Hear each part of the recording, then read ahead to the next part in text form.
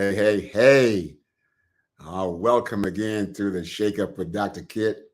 We're running just a little bit behind because of some technical difficulties, but while it might slow us down, it won't stop us, okay? So we're right here, and we just want to thank those of you that are online or tuned in right now. Thank you so much. I'm not going to do a whole lot of preliminaries this evening. This is just a shake up. You know how that goes. Shake it up, get everything moving and touching each other, kind of relationship in a bottle motif, kind of an idea. When you shake things up, you kind of create a really good relationship. All right. So what we'd like for you to do, two things we'd like for you to do. The first one is what? I think you know what that is. Once you like, follow, share, and subscribe. That is the lifeblood of all podcasting. Like, follow, share, and subscribe. Mine is no different.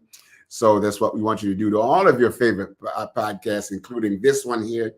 Like, follow, share, subscribe, tell somebody about it, and get somebody to come online because, we always have some really good material and some very well thought out, thoughtful participants. Now, if you would like to, now let me get the word if I, we would like you to be a participant on this show.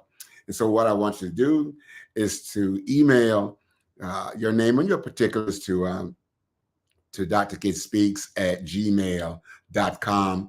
And I will guarantee you that one of my team members, they will get in touch with you and will sign you up, give you a date that is good for you and the show, and we'll get you right on there because, wow, you got some really good stuff that we want you to talk about, and only you can talk about it. Why? Because we're not talking about research. We're really talking about you sharing your experience, and you're the only one who can have your experience. So share it and enlighten the rest of us here. Okay. Thank you so much. All right. And now we're going to get right on into the show. And tonight I have a good friend of mine, personal friend of mine. And like I always do, I'm going to bring him on. And I want people to, I like my guests to introduce themselves. And he is no different. So here we go. I'm going to invite my guests to come on. Hey. Hey, how you doing, Dr. Kid? How you doing, sir? Doing great. Doing great? Good Man, to be here. You look kind of comfortable right where you are, man. Hey, well, you're going to talk with Dr. Kid, you got to get comfortable. He shakes it up. because in the shake-up, you might fall out of something, man. Yeah, we know. Yeah, Mike, it's good to see you, man. Good to see you. It's been a while since I see you. What? Maybe about getting off for a year now, right? Yeah, close to a year. You and Marlo were up here. Yeah. In the Maryland area and dropped by. Came to your house, saw you and your wife. Mm-hmm. Yeah, we did that. We like the neighborhood you live in. Nice, quiet, and peaceful. Nice home, man. You really scored good on that house, man. Yeah, the Lord was blessing. The Lord was good. Yeah, man. He sure was, man. And I'm glad that you credit that to the Lord and not just to your good real estate, person. But all things being possible, everything worked together for good. And so We're so glad to have you on with us here. I see you're riding solo, although I know that Selma's around somewhere, but I see you just riding solo right now. And I wouldn't be surprised if she just popped in at will, So listen, man, we're going to go with whatever works, okay? With whatever works. All right. Mm-hmm. Okay. So, Mike, you and I talked about this show, and I know you watched the show because, you tell me about it. And, you're always sharing ideas about how to make the show more compatible, with the social desires, and how to make myself a better presenter on the show. And you talk about content. Mm-hmm. And you've done a lot of things. You have a very wide breadth and depth of knowledge. I wanted to say that because some people have breadth, like they have a lot of information. That's a whole host of information. But then for a lot of people, it's just information, but you have depth in that you bring meaning and experience and reframing to, to your breadth of knowledge. So you have breadth and depth. And we just want you to kind of just enlighten us on a number of things that that you want to talk about. And as always, my guests get, you get to say what you want to say, and and just take us to where you want to get to, where you want us to get to, and I'll be in and out of the conversation every now and then. Okay, so why don't you just take it away? Okay, well, the book, Only Words Really, is a compilation of things. Actually, people ask me, well, who was your target audience when you wrote the book? And I tell them, actually, I wrote it for me. Oh, okay. And I wrote it as looking inside of myself, inside of my mind, inside of the experiences I've had throughout life, and formulating a worldview and how that came to be, and if there's some modifications to it. Listen, Mike, can I jump right in here? What I say? Sure. Because you're raising something really very important. It's what I call like an existential question or an exploration, looking inside the self. And then you can go on back. I just wanted to not interrupt you. I just felt that this is a good place for you to bring some of that depth of knowledge. Well, I mean, why look inside of yourself? I mean, but hold on. Hold on a second. When in my, you're gonna look inside yourself like that, man. You're gonna look inside it. How you gonna look inside yourself? How you gonna see that? So now tell us how you're gonna do that. I want you to really tell us how you're gonna do that. It was interesting, challenging, and fun. Most people go to the doctor, their PC, primary care, once a year. Their physical exam. Right. He looks inside of your bloodstream. He does all kinds of testing, X-rays, to see how you are physically. You'll go to see a doctor to talk about your vision. So you'll go and get your eyes examined once a year or so. Same way with your teeth, dental, you'll go to a dentist and get that done on a yearly basis. Seldom do people look inside of themselves from a spiritual, from an emotional, from a mental perspective. There's a song that Kenny Rogers sang back years ago. He said, I just dropped in to see what condition my condition is in.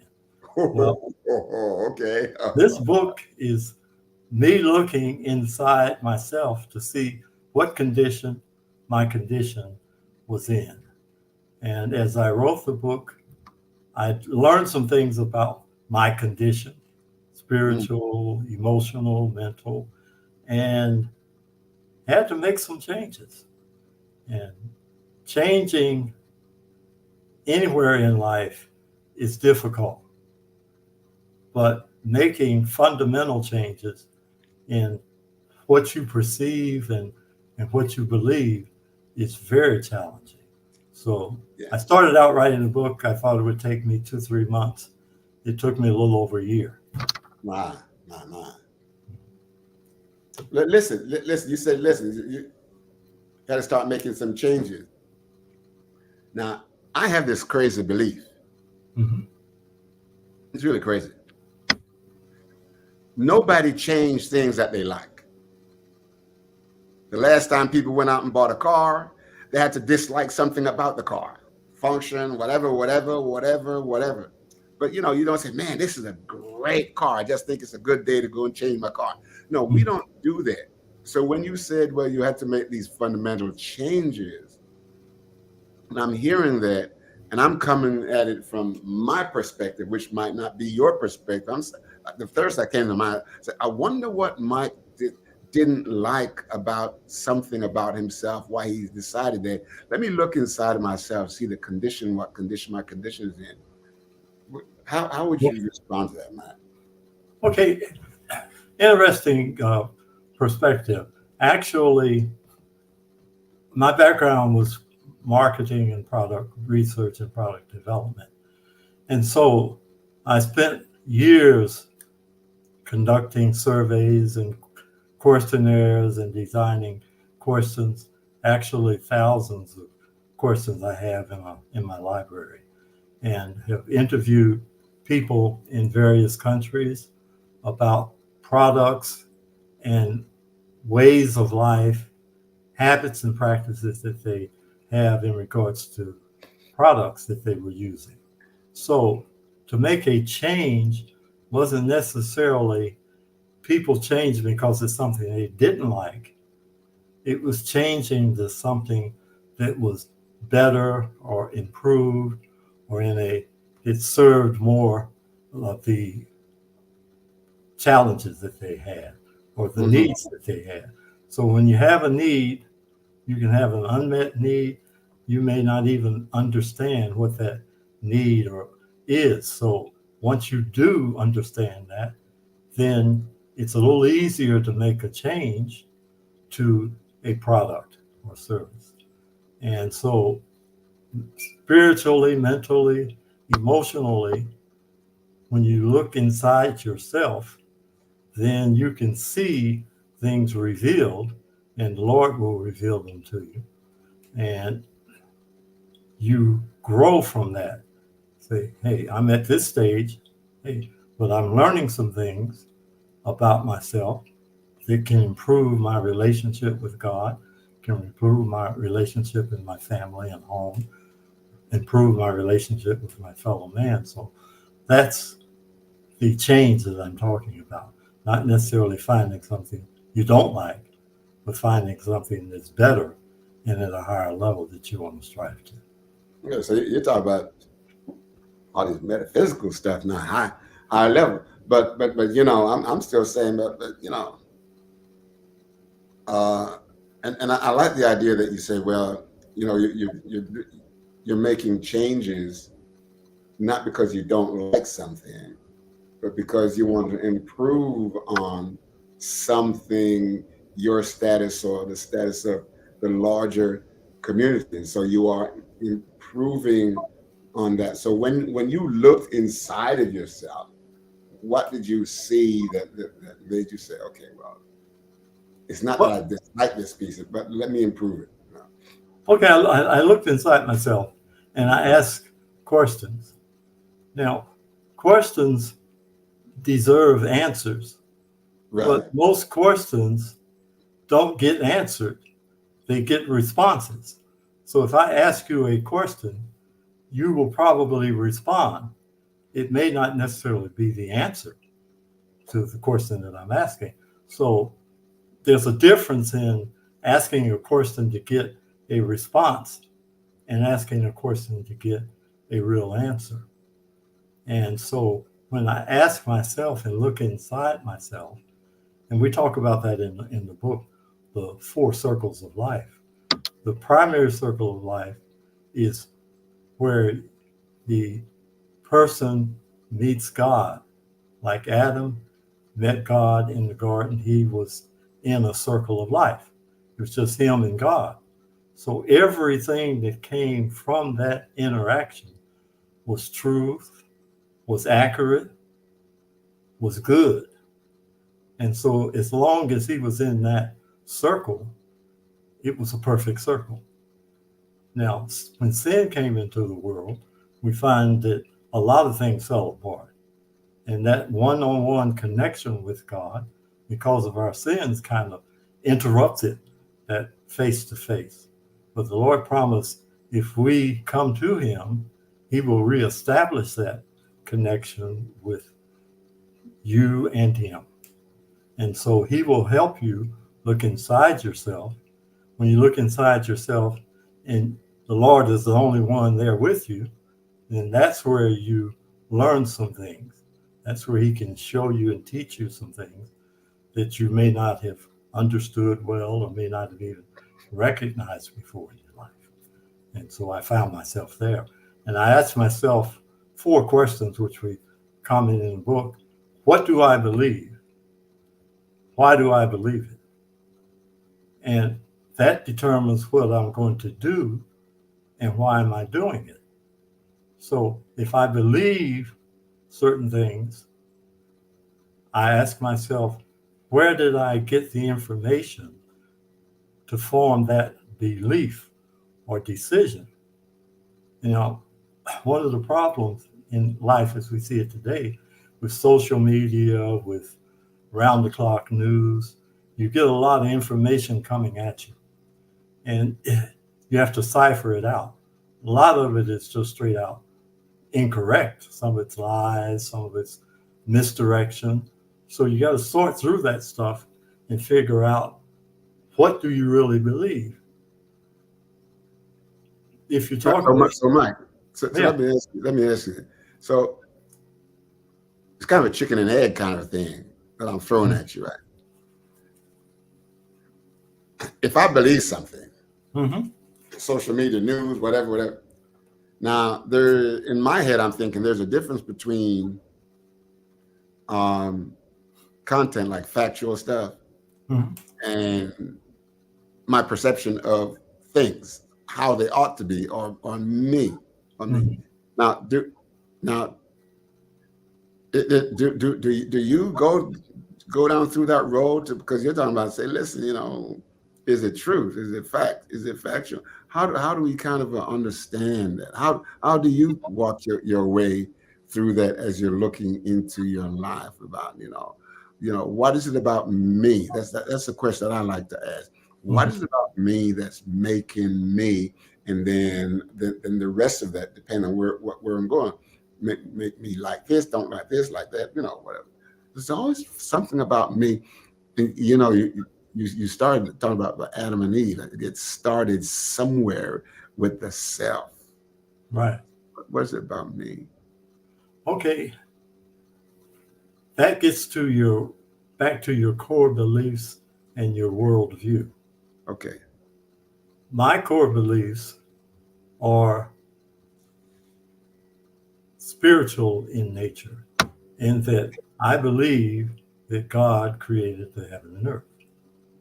I believe that God and his word, the scriptures, are truth. God said, I am the truth, the way, and the life. So truth is wrapped up in God himself. So when I look at truth, I hear other definitions of truth. But truth, from my perspective, is God, and God in person. And he is truth, he is light. And believing that and accepting that is a fact, then I look to him. What does he say about me? How has he directed my life? And what can I gain from that experience? So when I started writing the book, it caused me to go back to my early childhood and start asking questions. Now, how did I form this belief? And why do I believe it? And I found some things out, that some things that I believed really were not coherent with what the Lord says. I'll give you an example. Came up in a society, in a culture where they said, because of your situation, you need to be twice as good to get half as far. Well, I believed that and lived that way part of my life, that, hey, I need to strive to be better than the general perspective or the general population because of my nationality or my color or race or whatever, that I had to be better to get as far.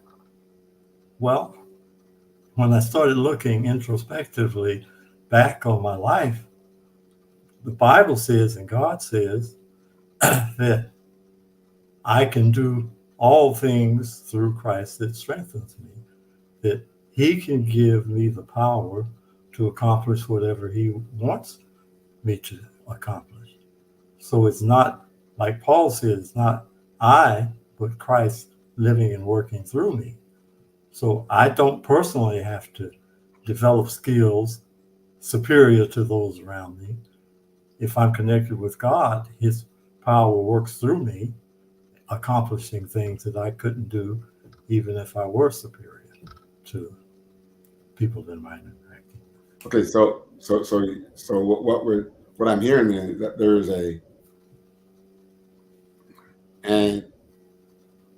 like there is a partnership between you and God, and I was listening to somebody talk about it. They were developing a partnership a couple of days ago, and a part of the preamble to all of their stuff, they say, listen, it doesn't make sense. They said it's a kind of a stalemate if you have 50-50 in a partnership, because then it's like having 0-0. You know, everything's the same and nothing can change, because, you know, but the person who has the majority stakeholder, shareholder, has a little bit more leverage than the 50-50. And so when you say to me, listen, I can do all things through, and when you say you can do all things and through, you didn't say Mike Sales, but you reference God, which in my mind is telling me that God must be the major shareholder in this then. Yeah, about 99.9%. Wait a minute. He gave but so all he left you with is 1% of, you still have the right to decide. Now that's the key. Freedom of choice. Yes. Free will. God has given us a free will, or a freedom to choose. But I had looked at it a little differently most of my life. I have the freedom to do what I want to do and be what I want to be. But when I looked at it recently, and as I was writing the book, I came to the conclusion that that freedom of choice, that freedom of will, has parameters. I have the freedom to choose who I'm going to serve. There was a song that was written, you're going to have to serve somebody. It may be the devil or it may be the Lord, but you're going to have to serve somebody. And that's true. Once I choose who I'm going to serve, then that road, I don't have control over that road per se, because I might think I want to do some things, but there are two powers in the world. Joshua said, choose ye this day whom ye will serve, whether you're going to serve God, whether you're going to serve Satan. He says, me and my house, we're going to serve the Lord. God asks us to choose what you're going to do, who you're going to serve. Are you going to be my child, or you're going to follow Satan? Now, if I choose to follow the Lord, then I have all of the power and the strength and the direction and the understanding and the wisdom that God has.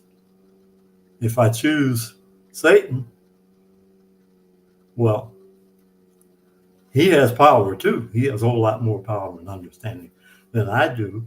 And he's going to lead me on a path that's going to be destructive.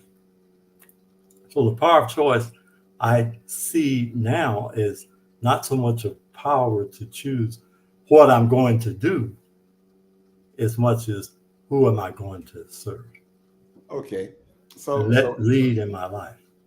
Okay, hold on. Tracy says, as a part of the partnership, don't you have to play your part, faith without works? Go ahead, Mike. Thanks, Tracy. Okay. Faith, and she's referring to perhaps the text, faith without works is dead. Dead, And that's in the Bible. You know, those are words that are in the scripture, and that is true. Faith without works is dead. However, what does that mean? And the Bible talks about faith it says, though I have the tongues of men and angels and have not love, he said, thereby the faith, hope, and love. But the greatest of those, he didn't say was faith. He said the greatest of those is love. So, yeah, where there is faith, but there's an element of love.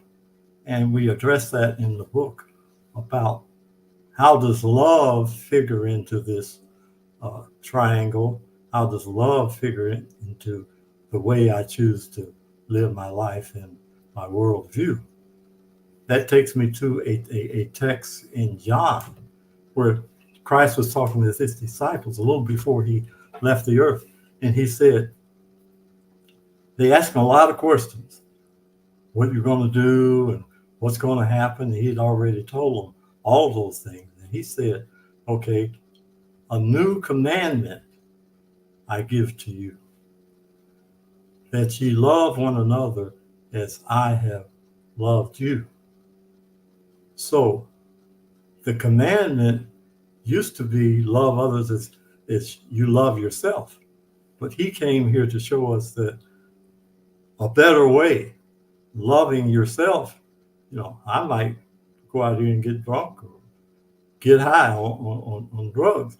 And because I want to do that for myself. But he said, love others as I have loved you. And he said, I showed you how to love. Love your enemies. Love everyone the same way that I love them. So in that context, love becomes the guiding factor. And the faith comes in is when I have to depend on the Lord to help me and to show me and guide and direct me how to love as he loved. Okay, so you're saying then that faith without works is dead. So you're making a distinction here between saying, well, faith is what you have in God, but your love for humanity, that's the work that you put in. That was a driving force from a human point of view of writing this book. All right. I got you. Mm-hmm. All right. So let me ask you this though. So I think Tracy was saying, well, listen, faith without works is dead. Mm-hmm. So the work that you put in, did you think you could do it without God? Yeah, that's the problem. You can get caught up in life and feel that you are doing things yourself, when it's actually, the Lord says, all good things come from the Father above. So if there's any good that's happening in my life, or if there's any good happening in the world, it's coming from God, because he's the source of good. And all good things come from him. They don't originate in me because I'm sinful. The Bible says I was born in sin and shaped in iniquity. So good doesn't emanate from me. It emanates from God, and he can function and channel it through me. Right. And an example of that, I worked in market research and worked on developing a lot of good products when I was at Procter & Gamble. And it was interesting. Most products that come out that we use, there's a patent associated with it. And the person whose name is on the patent is credited with creating the product or the service. Well, there were things that I worked on where my name didn't end up on the patent. Someone else's name ended up on the patent.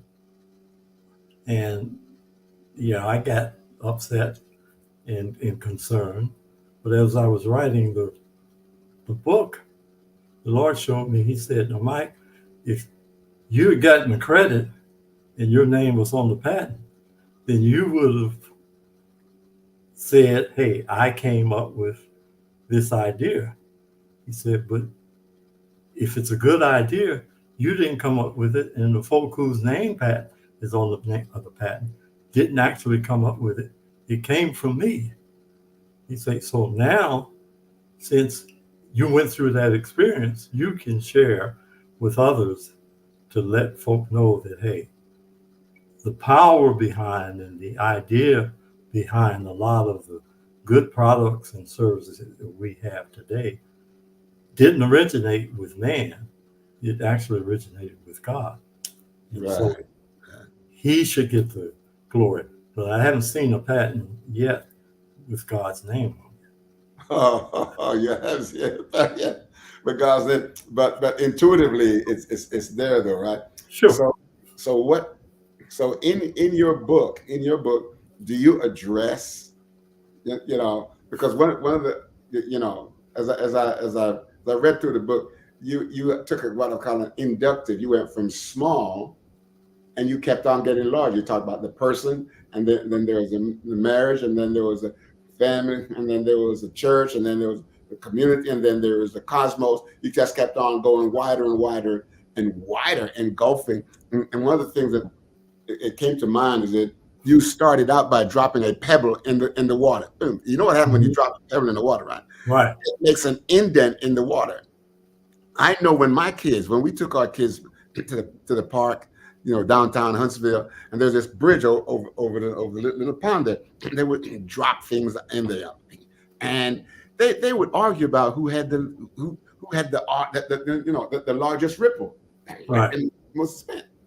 Well, isn't it some? I'm thinking that is something similar to that. When we start out with this idea, and it gets further and further and further, and that's exactly the way I saw your book, which was kind of a curious way to do it, because deductive is what the detective people say. Hey, we got all this, let's boil it down. Then we say, no, we have this at the core, the kernel, and Right. let's see how far out it will go. So what kind of discussion did you have with yourself? Because you said, listen, I reached into myself. What kind of discussion did you have with yourself, about this process of writing the book?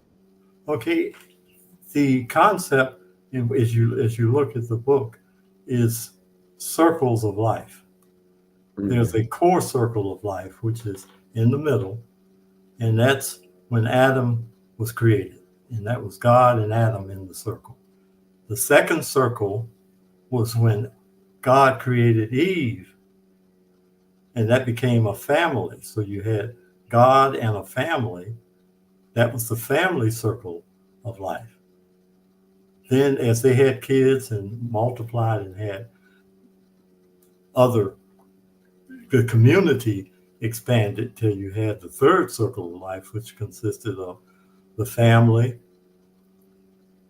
and the community, like your church or your school or your workplace, people that you know in that circle. That's the third circle.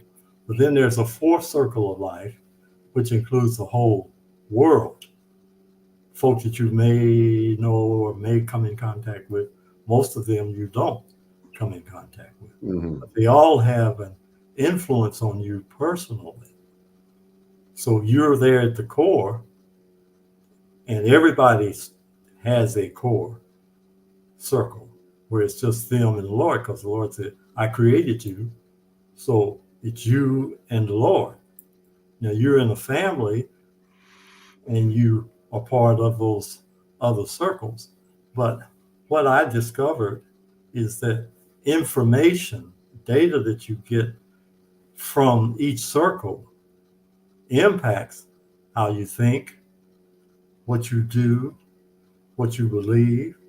So the closer I can get to accurate, perfect data, the better off I'm going to be in my approach to life.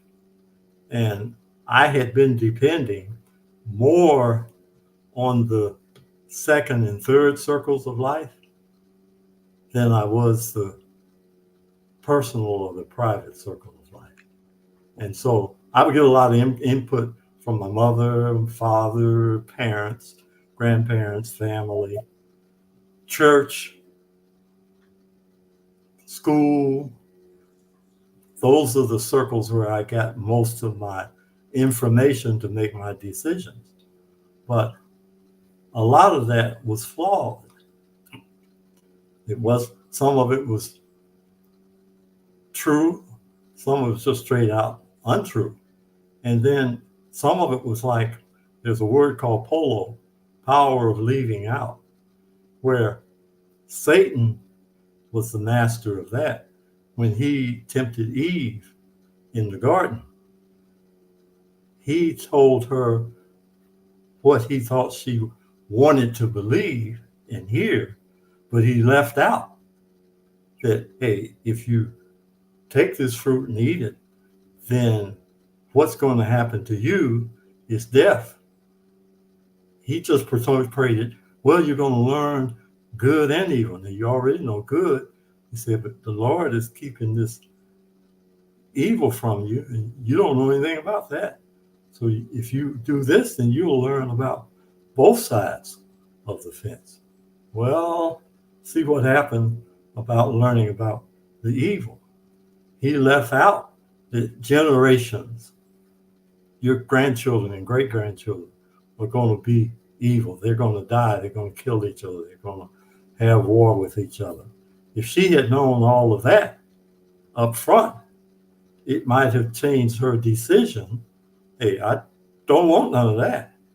But Satan knew what the evil was about, but he left that out. He just portrayed it as a good thing. And so even now, people will tell you, what they want to believe. They think and there's a statement that I make in the book that Satan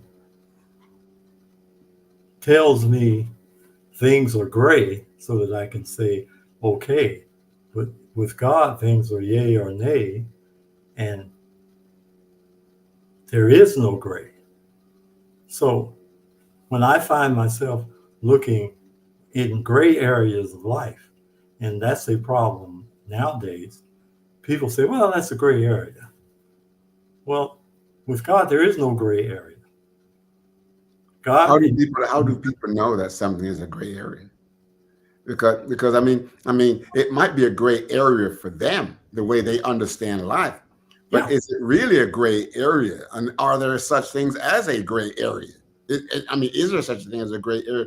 Or is it's gray because I'm not ready to integrate certain things about what's outside of me with what's inside of me, and because they don't correlate, I say it's a gray area. And to me, that can be a cop-out, right? Yeah, and I can say that's a gray area, but God never said anything about gray. He said, choose you this day. He said, it's either right or wrong. He says either sin or not. He said, there is no gray. I find no gray in any statement he made. I find no gray in any command that he made. He didn't say, well, maybe the sun will rise. Maybe the sun will set. There's no gray area. Right. Satan makes it gray. Listen, Mike, listen, man, we're having a great conversation here, and I love it. But I really want to get back to the book because, I know the title of the book, but I want you to tell your readers again that, hold on, 65240. How about spewing you out of my mouth because you are lukewarm? Ouch! Gray area, lukewarm. Now, some 6'5", you come up with some deep, heavy stuff here. So what would you say about that, Mike? I mean, is that would that be considered? Because it said to layer the sin out. You're not cold, you're lukewarm. Mm-hmm. So I'd rather just spit you out because you're insipid. Okay. You don't taste right. You ain't. And it says, I'd rather have you hot or cold, because at least I know where you are. You're not standing in the middle of the river. You know, the bank over here, bank over there. Go over there, you're hot. Go over there, cold. But you're in the middle, right? And so this is a great question here. Thank you for that 6'5". Thank you, 240. No, and that's an interesting question. You know, there the Lord is still saying, you know, I'd rather you be in Satan's camp or in my camp.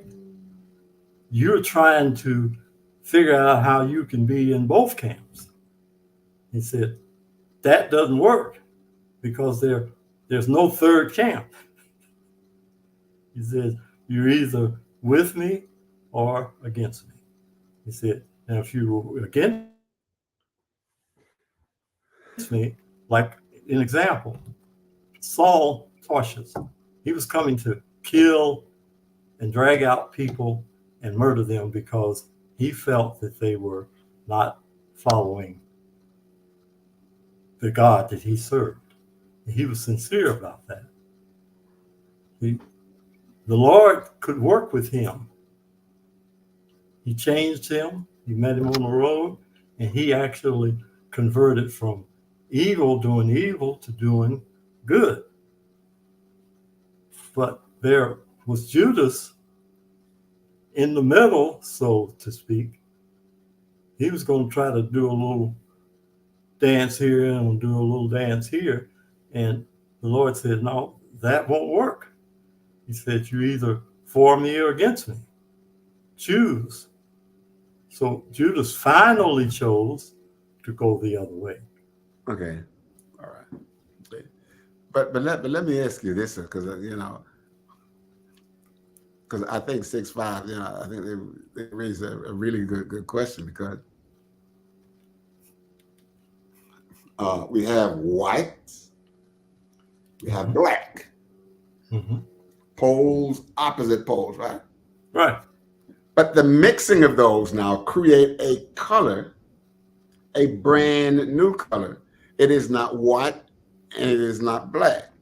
So when we say it's a gray area, are we really saying that gray areas don't exist, or just because it's not black or white? And I know, it's not what you're saying. I'm just trying to think about what some other people might be saying, because the truth, gray is a legitimate color by itself, just like purple is a purple. You get purple by mixing red and blue. You get pink by mixing red and white. I'm not going to try any other colors.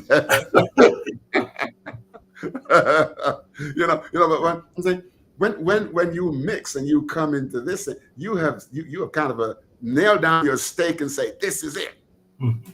Is that a gray area though? Or is it just, I have found myself another, I don't want to be here. I created my own color. Well, God addresses that in that he says, there's a spiritual world. Okay. There's a physical world. We live and are limited in the physical world. So our understanding of things in the physical world, we don't even have a strong hold on, let alone the spiritual world. The Bible says you're wrestling, you're fighting not against each other in this physical world. You're actually fighting against powers of darkness in places higher than you can even imagine. It says, so yeah, in your physical world, there are limitations, even to your understanding. So you can come up with all kinds of conclusions. I use the example of the ocean. I was on a cruise and I was talking with someone and we were discussing, if all of the knowledge of the world as we know it, all of the knowledge was represented by the ocean, how much knowledge would you have? When you talk about it, say, okay, I think I'd have a cup full of knowledge. So I could get a cup of water out of the ocean. That's how much I know. But how much I don't know in the physical world. Now, if you had 2 cups or 3 cups of water, how much more would you know than I know about the things of life and life in the physical world? Very little. So I can argue and debate and discuss even my little understanding of the world, just the physical world. But it's just that, you know. And if you look at IQs, the average IQ is 70, 80, 90. You know, I have an IQ of 110 or so, but they say a genius IQ is what? 140, 150? I think it starts around about 130. Mm-hmm. Yeah. So do you know anybody that has an IQ of 500? Yeah, but Mike, let me ask this question. I really want to get to another question here too. Yeah. Just because a person's a genius, who decided how much knowledge a person has to have before we title them or label them a genius? We did. We did. We did, right? Right. So therefore that might not be an objective place to start, because if we decided, then what we're really saying is we don't know what a genius, who a genius is, or how a genius functions. So we're going to say if they can accomplish these things, then we're going to label them as a genius. And then down the other end, you know, that way down the other end, you go from borderline all the way down. See, we love to label people, and then we treat the label and forget about the persons that we label. So there is something in it for us to do that. And so something for that. I'm going to ask another question. You can run it into this, okay? Sure. There's something in it for us. And then the question is, the title of your book. It's an amazing title. Just Words, really? Mm-hmm. How do you know? So talk about that, and then slide into Just Words, really? Yeah, just words. Words we define. If I define a word, then I can control the narrative. Okay. Now, give you an example. There was a term used a few years ago called global warming. Just a few years ago. You mean like on the news this evening? Global warming. Okay. Well, it was defined. Yeah. But we went through a period of time when it was cold in the summer months. So if it's global warming, how can it be cold when it should be hot? So the phrase was changed to not global warming, but climate change. So if it goes up, it's changing. If it goes down, it's changing. So we define that. Someone defined it. So they control the narrative around that entity. So if we define something, then we can control the narrative. Like God defined things in the beginning. And his definition of things, so the narrative is controlled essentially by God himself, because he defined things.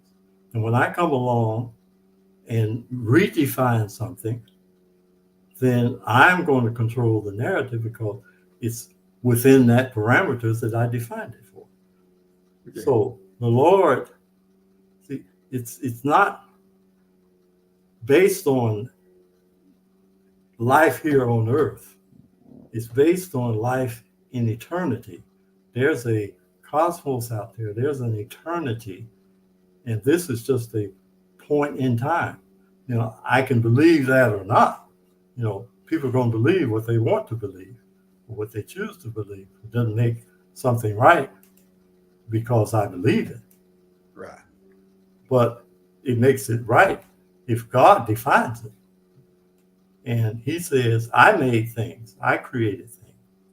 And he's given us enough examples. And as I went through my thinking process in writing the book, I discovered some things that he showed me in my personal life that, hey, I didn't figure that stuff out. It was the Lord who figured it out and who even told me about some things that I didn't listen when I was growing up. And it took me years to find out, hey, that was right. My grandmother once, she had a conversation with me. And she said, Mike, who are you dating? I said, what do you mean, who am I dating? I was a teenager, about 16, 17. And I said, I'm dating several girls, and I can name them off. And she said, well, Mike, what you need to understand is you should not date anyone that you wouldn't consider marrying. I said, I'm not worried about marrying right now. I can date whoever I want. Now, when I get ready to get married, then I can start dating and selecting someone I want to marry. She said, no, that's not the way it works. Well, I didn't believe that. But as I went on through life, and I still didn't believe it, but some things happened as I became a little older, and some interactions that I had that were a little older, and I learned what she was talking about. I was in the service. I was about 21, 22. And I was on the island of Okinawa. And, I said, well, I want to do some dating. So there was some young ladies that I started talking with, and I was learning Japanese, and I asked them to work with me and teach me Japanese, and I would work with them and teach them English. So we had to, but when I would ask them about going out on a date, they refused. And I said, well, what's going on here? What? And they explained to me, they said, in their culture, because of what had happened in Okinawa, most of the island had lost about a third of their population, and it was due to the war. She said that it wasn't something that was acceptable for a Okinawan to date a American military because of the hatred that there was and animosity towards all of the killing that had gone on just 18, 20 years before I was there. And this was a girl who had become a Christian. This was a young lady who had been put out and denied by her family because she had become a Christian. And so she was no longer accepted even in the family as a daughter, but her love for her family was so that she wouldn't do anything that would bring reproach on them because of her love and devotion to her parents. Mm. And they had put her out. They had disowned her. But she still, after becoming a Christian, felt that tie. Well, I was Christian too, but we had a little different perspective of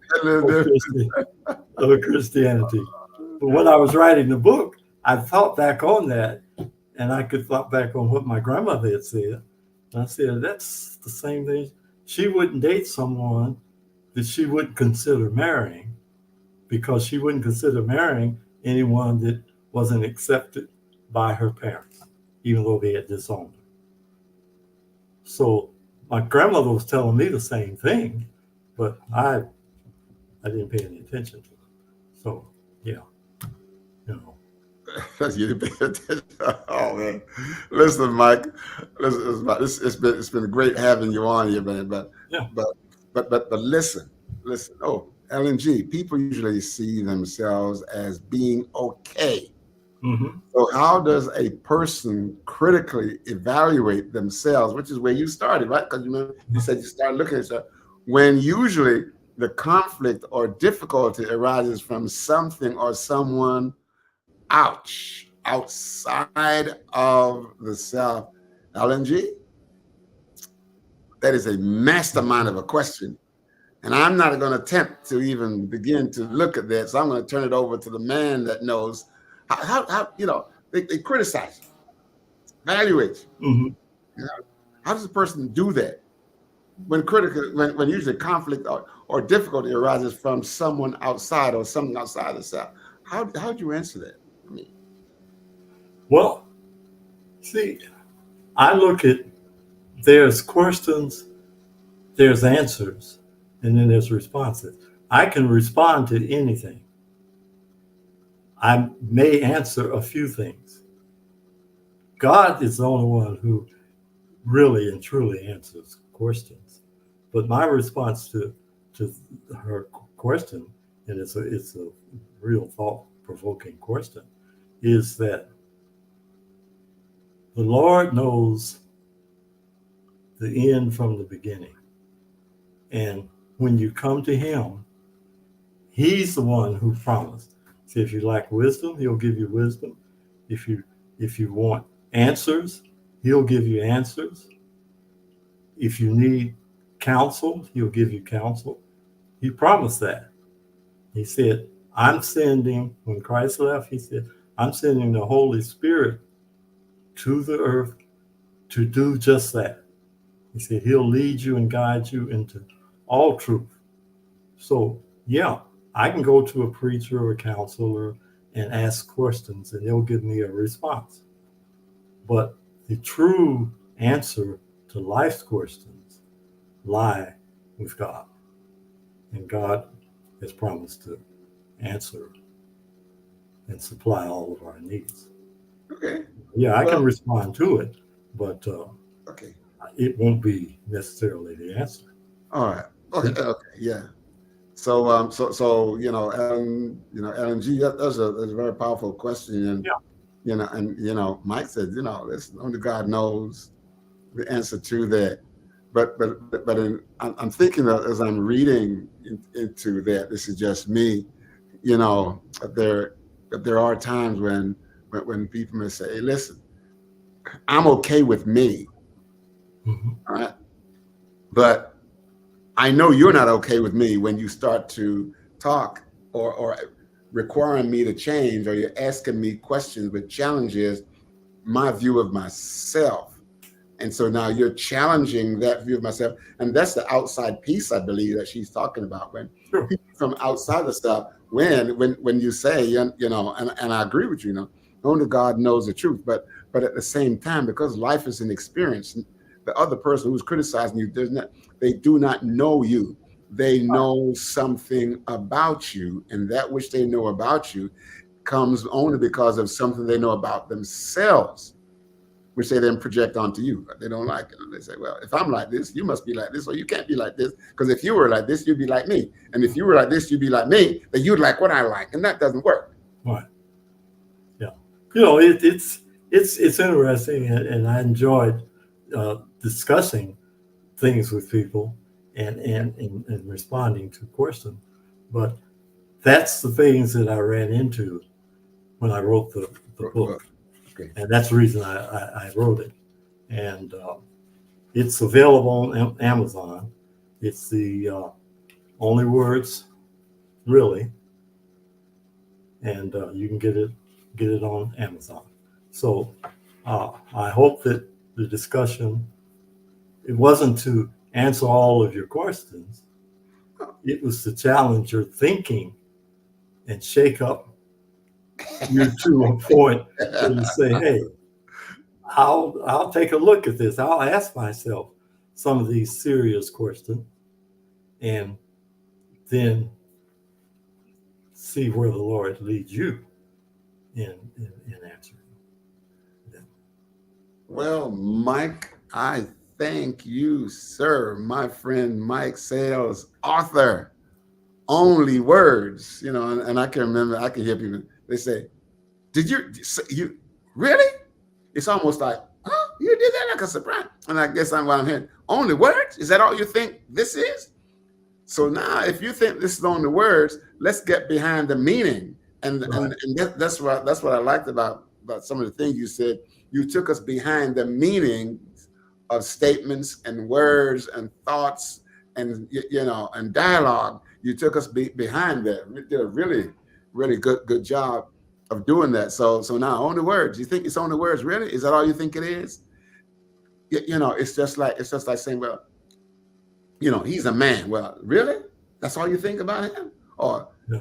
I could really push him. Well, she's my wife. Oh, really? Is that all you think about her? That's my husband. Really? Is that all you think about? Because there's always more than what words can convey.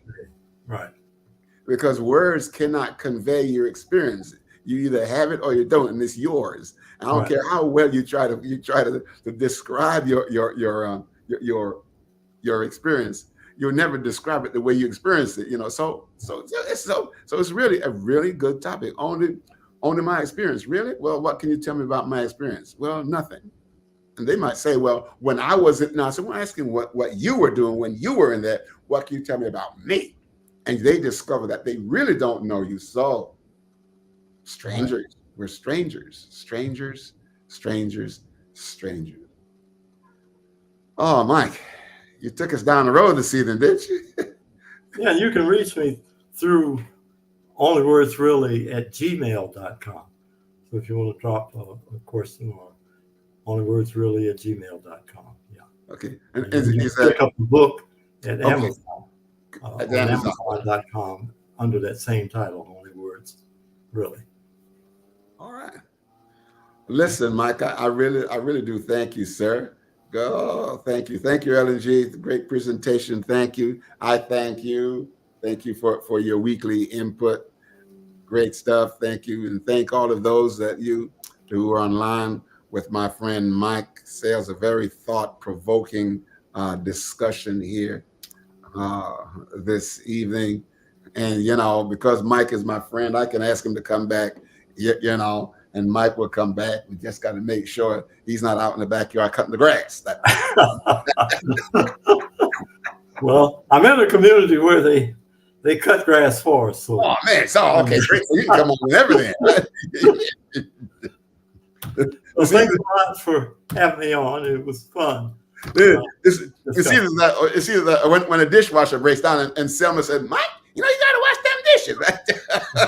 You can't come in. I gotta wash dishes.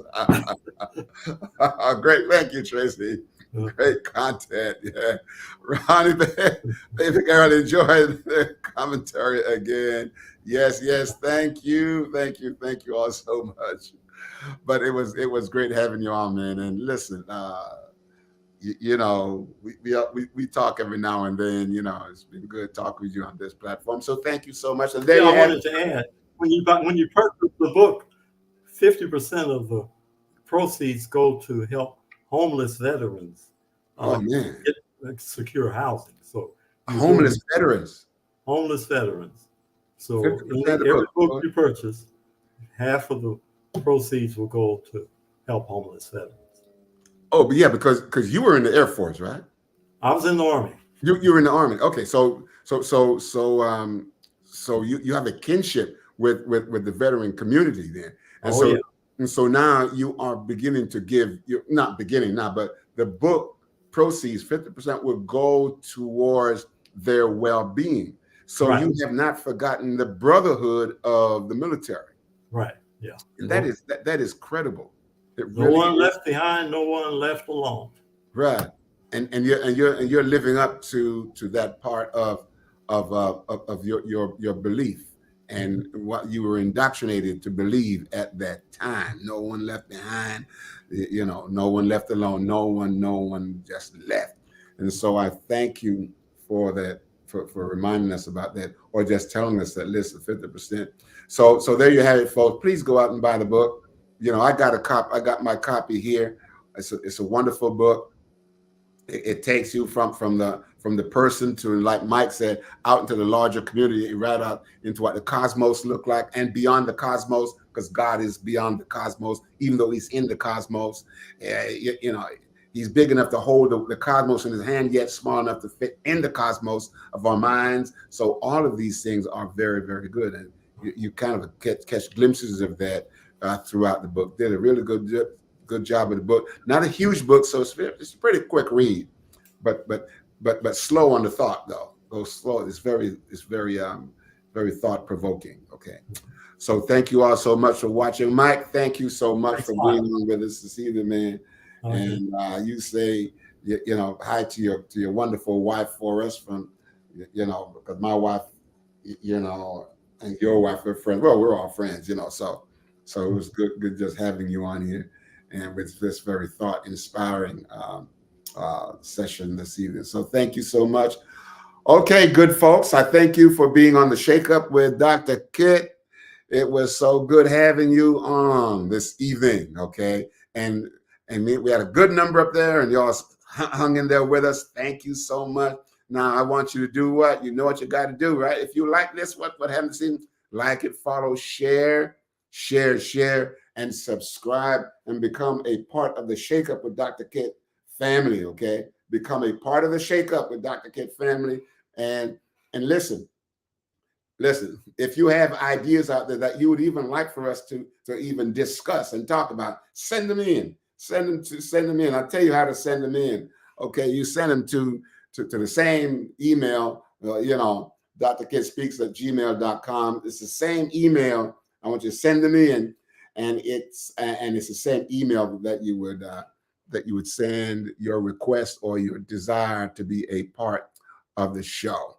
And I'm, some of you wonderful people asking all these really good questions. Why don't you just jump on the show? Call, just text, email, drkitspeaks@gmail.com, and we'll get you right on there, because we really want to. You don't have to be on camera. You can be off camera, and we'll get you. We will get you on there, and you will enjoy it, and you'll put a lot of information out there that people don't know, because you'll be talking about your experiences. Okay, so thank you so much. May God bless you. I think next Monday is going to be Memorial Day. As far as I know, I'm going to be right here on Memorial Day. Now, you all better be here now. All this fireworks stuff, we're going to be having fireworks here. All right, so be good, be safe, be blessed. All right, have a good night. Bye-bye.